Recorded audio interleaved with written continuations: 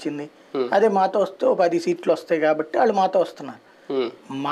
వాళ్ళు ఆయన చెప్పినట్టు ఎవరు గోరంట్ల బుచ్చి చౌదరి చెప్పినట్టు ఉద్దరిలో 4 గింజలు తగ్గితే అందులో వేయడానికి పనికి వస్తుంది తాలు గింజల్లాగా అన్నటువంటి తరహాలోనే వాళ్ళ వ్యవహార శైలి, వాళ్ళ ఆలోచన ధోరణి.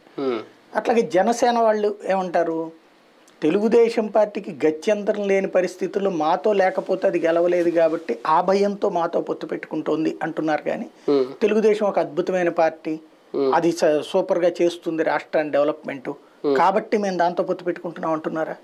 లేదు.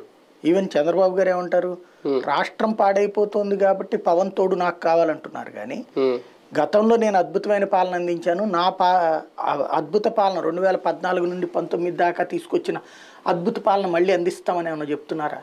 లేదా పవన్ కళ్యాణ్ కూడా జగన్ గద్దె దిగాలి అని అడుగుతున్నారు తప్పించి 2014-19 పాలనే బాగుండేది అదే తిరిగి తెస్తానని ఏమన్నా చెప్తున్నారా?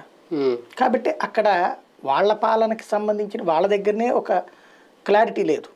అంటే ఒకళ్ళకొకళ్ళు అనుమానపు దృక్కులతో గత్యంతరం లేని పరిస్థితుల్లో పొత్తు పెట్టుకున్నారు. సొంతగా పోటీ చేసే ధైర్యం